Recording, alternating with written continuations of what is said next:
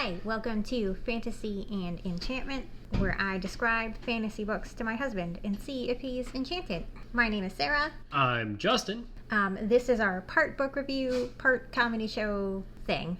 As always, just want to mention there will be spoilers for the book we're talking about. We're going in detail, so if you haven't read it, go somewhere else. Also want to make sure everybody knows we swear a lot, can't help ourselves. Justin is obnoxious. Bring on the vulgarity. There's going to be some of that, so prepare yourselves. So, today, I know Justin is excited. Part 3. Part 3, A Court of Wings and Ruin. And this one, we've got the Sword of Power, which I think He-Man's in this book, on the cover here. We talked about the He-Man. With what looks like smoke and a bad tribal tattoo that would maybe be a tramp stamp or something. I'm not sure what's going on the cover of this one, but there's no bird, there's no wolf. No. Just He-Man's sword. Okay. Also a lot of pages again. I'm a little concerned by the number of pages. This is a real thick book. I see a 7 on that. 700 pages? 699. Nice. That's a lot of pages.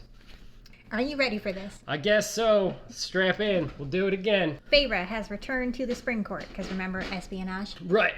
Determined to gather information on Tamlin's actions and learn what she can do about the invading king of Hybern. She's a spy now, spying on the Australians. Got it. And her ex. And her ex. Threatening to bring her land to its knees. But to do so, she must play a deadly game of deceit. One slip could bring doom not only for Feyre, but for everything and everyone she holds dear. As war bears down upon them all, Feyre endeavors to take her place as one of the High Fae, balancing her struggle to master her powers, both magical and political, and her love for her court and family. Amidst these struggles, Feyre and Rhysand must decide who to trust among the cunning and lethal High Lords and hunt for allies in unexpected places. In this thrilling third book in the Court of Thorns and Roses series, the fate of Feyre's world is at stake as armies grapple for power over the one thing that could destroy it.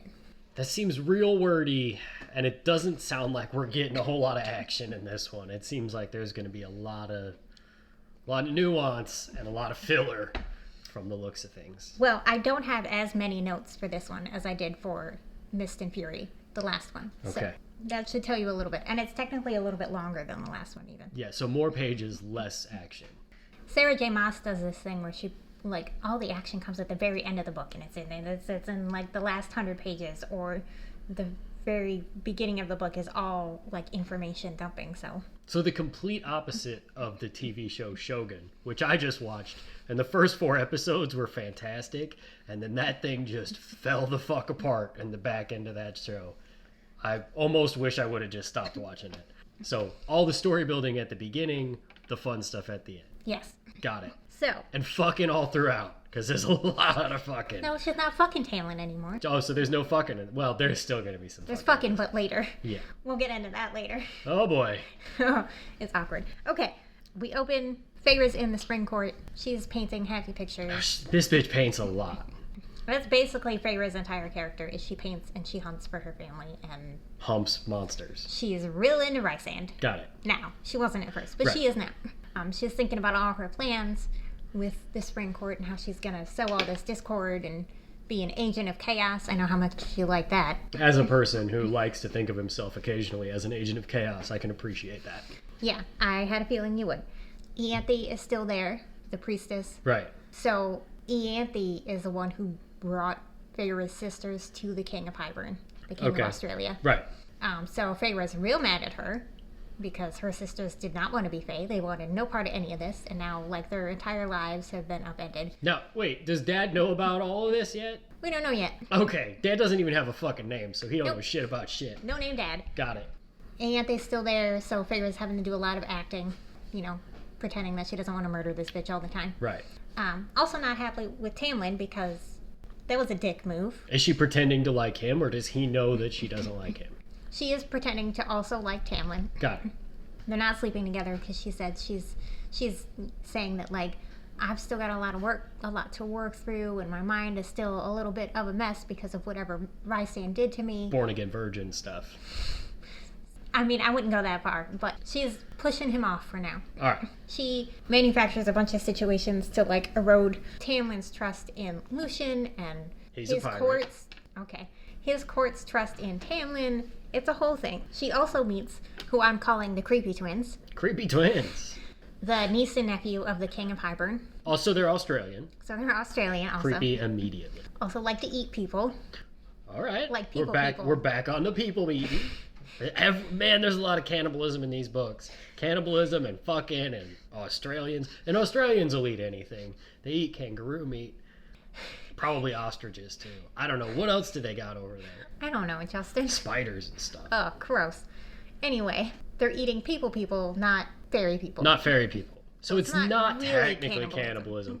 There's probably... It'd be like if we ate gorillas. It's closely associated, but not quite the same. Okay.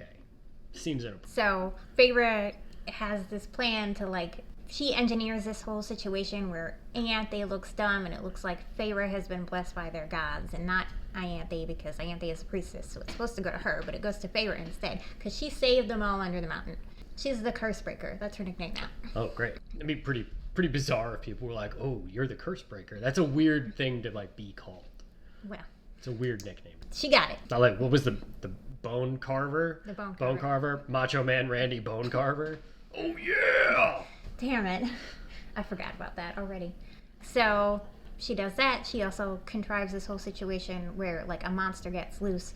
She finds out that Ianthe let it loose so that Ianthe could look like the hero, but then she finds the guards, and the guards are like, she told us Ianthe is the one who took the key, and, like, but Ianthe is like, you gotta punish the guard for sleeping on the job, and Feyre's like, but you did it. I don't think it's fair to punish the guard, and so now the guards don't like Tamlin either. So they're all turning on him. They are all turning on him. So she's successful so far. Yeah. Yeah. She also contrives a situation where she wakes up from a nightmare in this skimpy little nightgown, and she's across the hall from Lucian. She's always in a skimpy little something. And Lucian hears her and comes out running, and he's like hugging her as Tamlin just happens to stumble upon them, like hugging each other while she's almost naked. And he's like, "Hey, pirate, what are you doing? Hugging my ex-old lady." Yes. Got it. So she's doing lots of little things. And then she and Lucian go with the Creepy Twins to camp out near the wall because they're looking for weaknesses, because they want to bring the wall down so that they can get to the Mortal Lands and just fuck everybody up. What's this wall made of? Magic. God damn it. What did you think That's I the was gonna worst say? fucking answer I've ever heard. Magic. We've been through 2 of these. What did Jesus you think Christ. I was going to say? I was hoping it was going to be like rocks or sticks or the ice wall that they had in Game of Thrones, or even people, like that bitch had a whole people house. Anything but fucking magic. God damn it. It's magic. I think it might also be like bricks, but it's bricks and magic. Magic bricks. Did the aliens build it like they built the pyramids? Shut the fuck up. God damn it. All right. Okay. They're looking for weak holes on the magic wall. Yes. So they can tear that motherfucker down. All right. Tear down this wall. While they're out camping, I know how much you like the Harry Potter camping. So. Yeah, this is basically Harry Potter camping. This is a really long book where nothing happens. It is the 6th Harry Potter movie? That's the 7th one.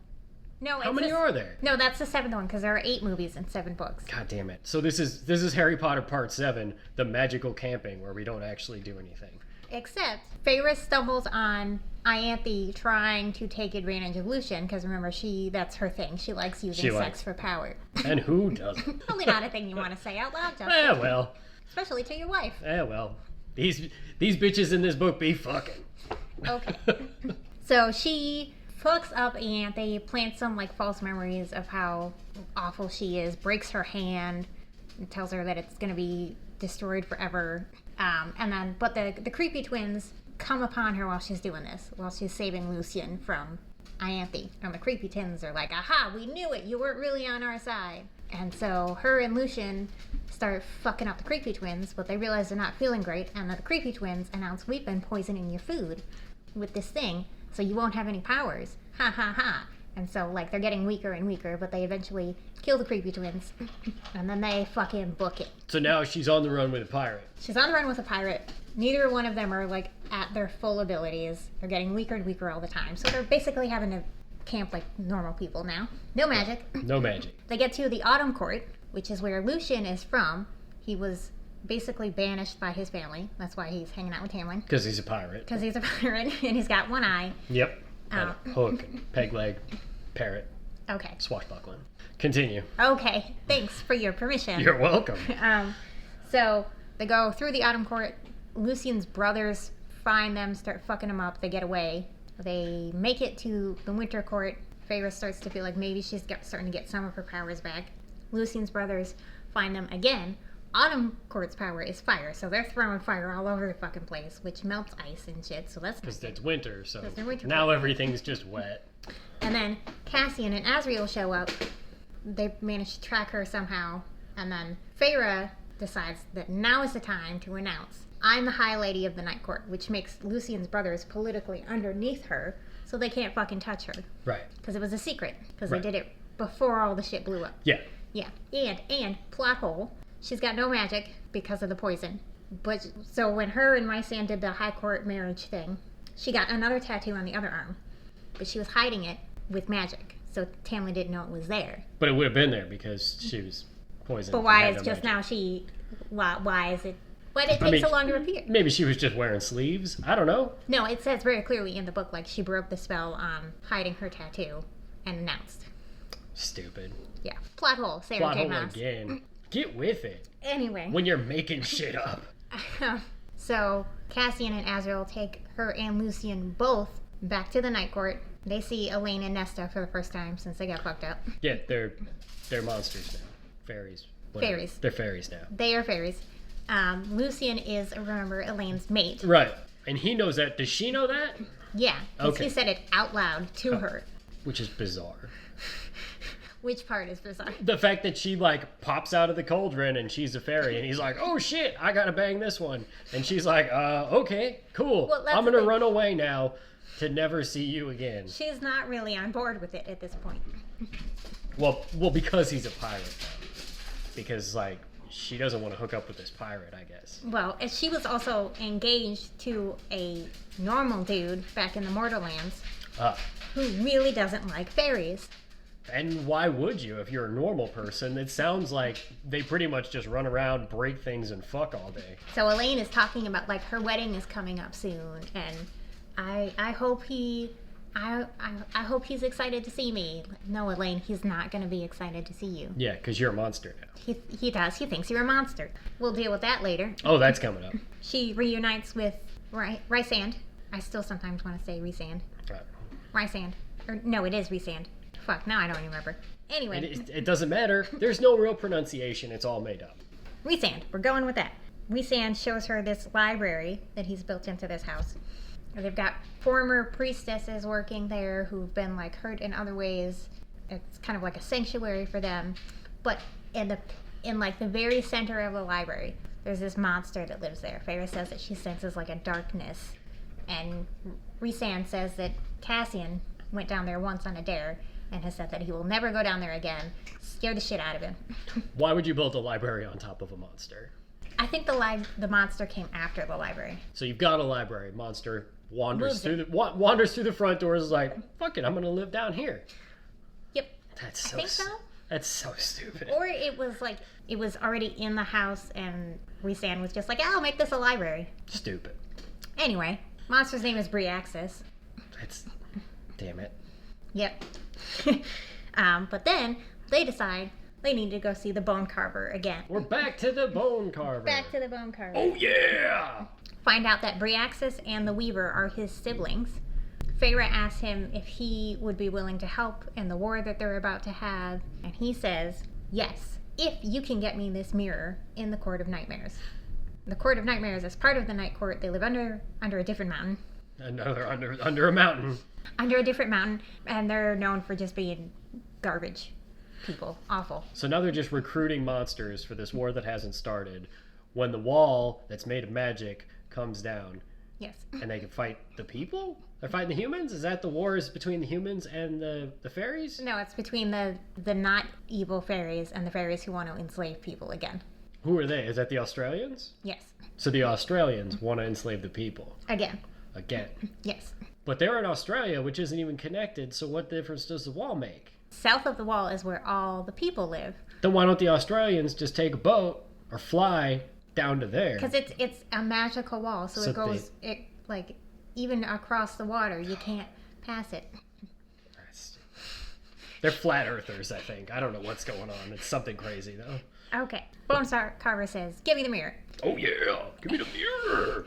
Okay. Amrin is there. I just wrote down her name, and I don't know why. So Amrin is there. Okay.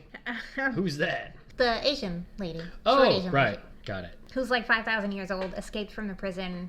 She talks a lot about like who she used to be and like stuff. That's an ancillary character that really doesn't seem to have any purpose thus far. Does she do anything? She does at the end of the book. Okay, so she comes around and actually does something. Yes. Elaine, meanwhile, is like muttering about things that she's seeing in dreams and stuff, and it's real weird for everybody, and they don't know what's going on. They're also trying to organize a meeting between all 7 of the High Lords to get everybody on the same page against Highburn, Australia. Yeah. And the King of Australia, who doesn't have a name. Yes. So they're trying to figure that out because all the High Lords think their court is best, and so they all want to have it in their court. But none of them really like each other. Yeah, exactly. It's or some of them kind of like some other ones, but they definitely don't like. Talon is definitely not on Rhysand's side, but they've got to work together. The High Lord of the Autumn Court is a known asshole because he banished his son. The whole story is that like Lucian fell in love with some common girl. He was going to marry her, and his name is Baron. Baron decided to kill the girl in front of Lucian and then boot Lucian out of the Autumn Court. Plot hole again. So Pirate falls in love with another girl. But he also knows that his mate is Homegirl's sister, who just became a fairy. And he knew immediately that that was his mate. He would not have known the girl he wanted to marry was his mate then. So he would have known that's not his mate. Why would he wanted to marry her? I mean, you can be... The weird thing about this is that you can be in love with someone and not have the mating bond. I'm not saying it makes a lot of sense. Yeah, that's what I'm saying, is that it doesn't make a lot of sense. Okay, he was in love with her, mating bond or no. He wanted to marry her. Do we know what happened to his other eye yet? Yes, Amarantha cut it out. I forgot to mention that. My bad. Here I am wondering what's going on with this pirate and his other eye, and nobody's ever told me. That is my fault. All right. Amarantha... You also, for the record, we need to discuss previous book. I was told after we recorded the podcast that there was some paint fucking involved. Yeah, I forgot. They rolled around and did it with some paint. Do you want to read the whole chapter? No, I don't want to read the whole chapter. But I do have some concerns about the sanitary aspects and pH balances and things. You can't be putting paint in places. Depends on she probably got a yeast infection. Yeah, absolutely. It burns when she pees. It's just. But there was also a bath afterwards. So. Which I'm sure they fucked in the bath too. Yes. Because they fuck everywhere in these books. But I feel like it was pretty important that we touched on that. I'm very sorry for neglecting the paint. Yeah, we need to... Okay, so now we've touched on if there's poop or if there's paint sex. That needs to be included in the review. The people need to know. And Amarantha took Lucian's eye because he got snippy with her, so she just cut that motherfucker out. All right. Now, did she keep it? Did she just cut it out? It's gone now? It's gone. She didn't make jewelry out of it like the other bitch did? No. Okay.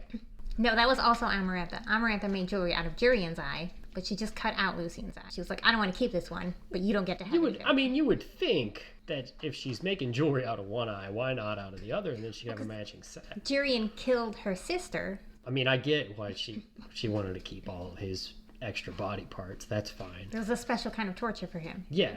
Okay. Are we good now? I think we're good now. I think the pirate character is my favorite so far. I hope he doesn't. A lot of people like Lucian. I hope he doesn't like rape or pillage because, as we've discussed, rape bad. We're not a fan of rape on this podcast. No, I can confirm. Yeah. 5 books in, Lucian has raped nobody. Okay, that's good to know. I can be a fan of the pirate. Spoiler alert: Lucian does not rape anybody. Yay! Feyre and I think it's Nesta are in the library. Some Highburn people break in. They start attacking, fucking everything up. Feyre runs into like the very middle of the library where the monster is, Briaxis, And she said, please, and she starts making a bargain. She says, please help me, please help. They're going to kill us. The monster basically goes, well, what are you going to give me? And she's like, I'll come talk to you. Are you lonely? I'll be your friend. And the monster says, okay. And then I am lonely, actually. Feyre tells Feyre to close her eyes. And then Feyre just hears a bunch of screams and shit. So, monster friend, Hybern people dead. Okay. I also want to point out at this point, there's an awful lot of like run in and attack stuff going on. Security in all of these places is not very good. They really should focus on hiring better security. Well, they use magic for security, but the other people also have magic. So yeah, so that's clearly not working out so well. Hire some security guards. Okay, noted. And then as they're like recovering from that attack, they find out that the summer court is being attacked, where they went to steal the book last time. And after they stole the book, the High Lord of the summer court put the black guy put a bounty on their heads and said, you can't come back here. You stole from me. Rightfully so. Yes. You thieves. Yeah. So, but they're like, well, we got to go help them anyway. They're going to die. So they all go rushing over to the summer court. Save the day.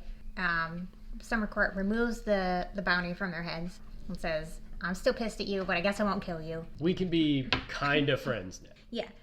And then after that, they're like, okay, we got to do this High Lord meeting. Let's figure this shit out. They decide finally to have it at the Dawn Court. And everybody kind of wanders in. There's someone we meet for the first time. I wrote his name, Helion, who's the High Lord of the Summer Court. No, not the Summer Court. Oh, fuck. Who is it? The Day Court. He's the Helion Day. He's the High Lord of the Day Court. There's some gossip to be had there later. They're at the meeting. Tamlin shows up late. He's an asshole. He basically calls Feyre a whore. He said he only worked with Hybern because, like, he thought Feyre wanted to come home, and he thought it was the only way to save her from Rhysand. But she's just out here fucking everybody, so fuck her. And she's a trollop. Yeah. And then I think it's Asriel who jumps up and starts beating No, it's not. Asriel starts beating the shit out of Eris, who is the High Lord of Autumn Court's son, Lucien's brother, because Eris starts mouthing off about Morrigan, because Asriel is kind of in love with Morrigan. It's a whole thing. Feyre calls him off like a dog. Basically says, come heal, and then he does. Snaps her fingers. And that part still weirds me out a little bit. She announces to the room and hold that she's High Lady of the Night Court, which makes her extra special because she's the only High Lady at this point. Ooh, real fancy. Real fancy. Give me a crown. Pay attention to me. So, Tamlin storms out, not sure what he's going to do. Baron, High Lord of Autumn, he's like, I don't know about this, so he leaves. But summer, day, dawn, I think winter, and obviously Night Court are all on the same page. So it's something. They're all on the same page against the Australians. They go talk to Helion, the High Lord of the Day Court, like privately, and Feyre has this thought of like, he looks kind of like Lucien, like they've got a lot in common. And she's like, oh shit, I think this is Lucien's real dad.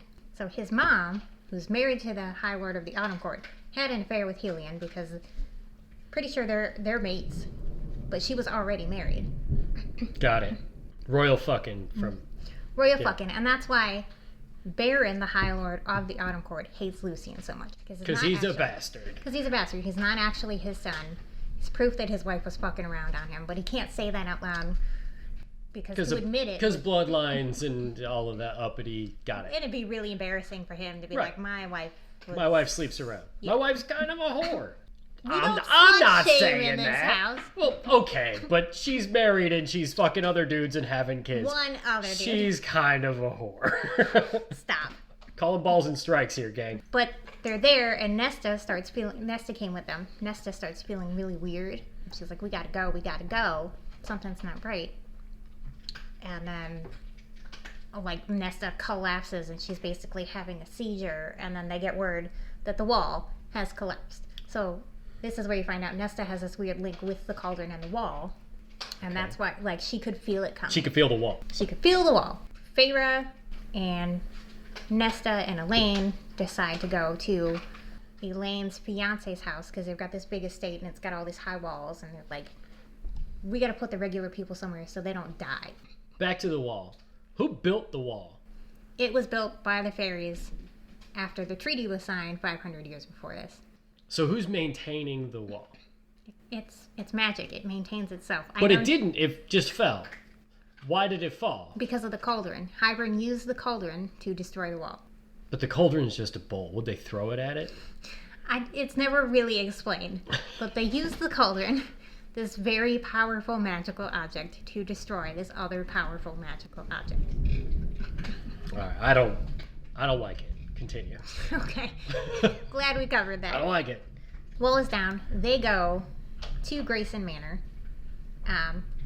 Talk them into helping the mortals who live there. Like, you've got to let people in or they're all going to die immediately.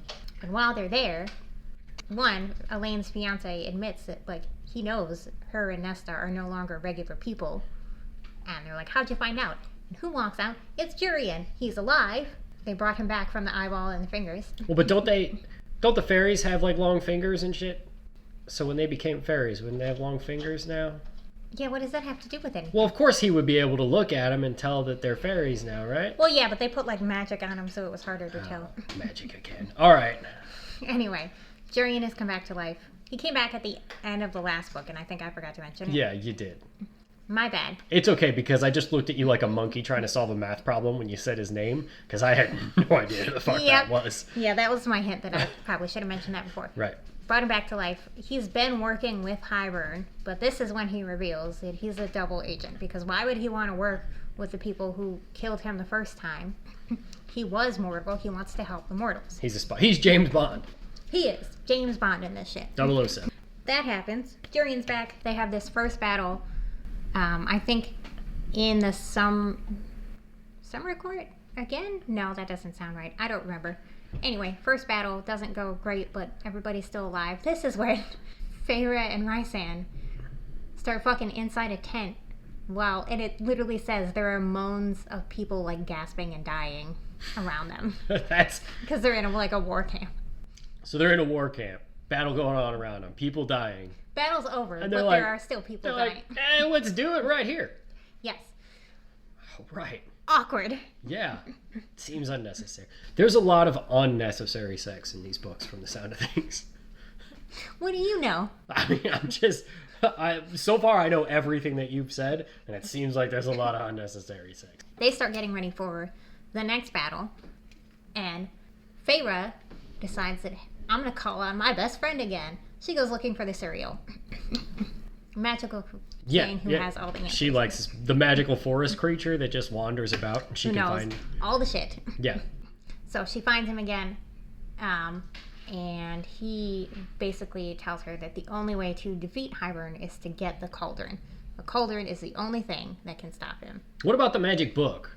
Well, there's a spell. He also says that there's a spell for Amren in the magic book. Tell Amren to read this page of the magic book, and that...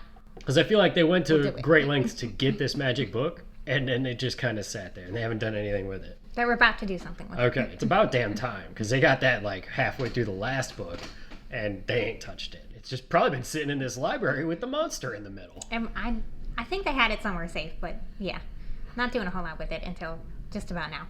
Ridiculous. But then Ianthe shows up, kills the cereal, and Feyre runs away, realizes where she is, leads Ianthe into the Weaver's cottage, and then bolts. So the Weaver eats Ianthe. Because she eats people. The old lady eats people. Yes. Yeah. Ianthe dead. Okay. Fuck you. Which you're happy about. You don't have to say her name anymore. Yeah. Well, I think I actually do have to say it again. Unfortunately. Oh, is she going to come back? You'll see. Poop? No. Okay. Stop. Well, she got 8. So I just assumed maybe it's like a poop monster after the old lady eats some prunes and has a movement. What is happening? We just got off the rails a little bit. We did. All right, continue. Okay. The cauldron kind of sensed their presence, and so Hybern was able to kidnap Elaine. So now, Feyre and Azriel, I think it's just the two of them, they're like, we gotta go break into Hybern's camp and get Elaine back. Feyre decides the best way to do that is to camouflage herself to look like Ianthe, because they might not know yet that she's dead. Right. So I had to say her name again. There you go. They get to the camp. They stumble across Jurian, who's like trying to help them out.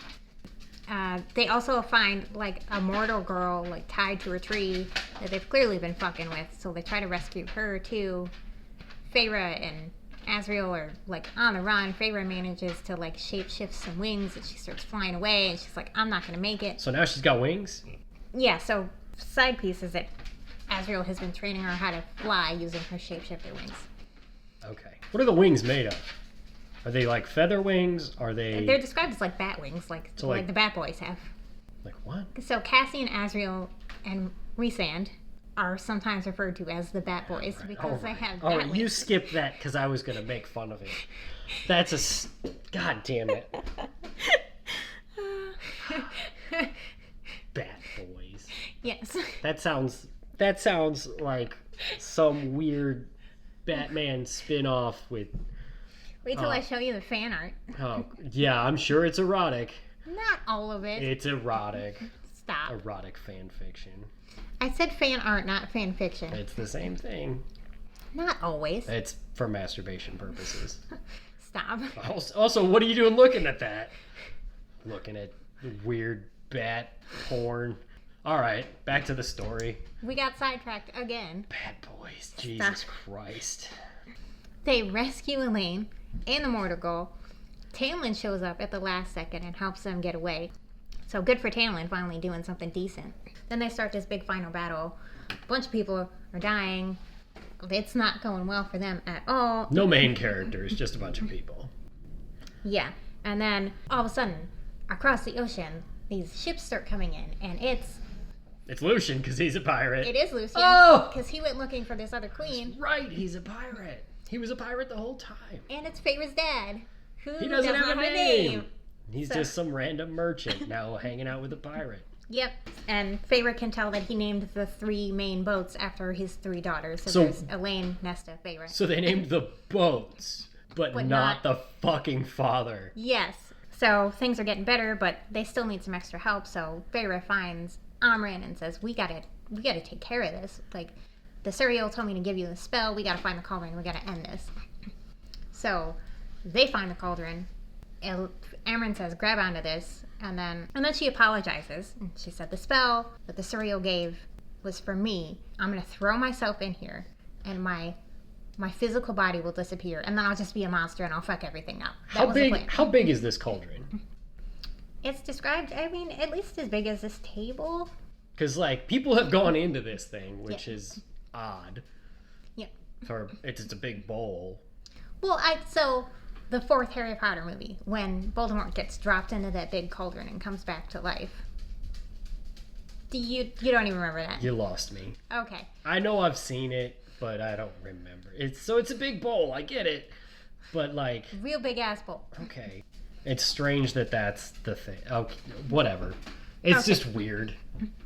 So, Amren goes into the cauldron. Comes out, she's just this massive energy, fucking shit up left and right.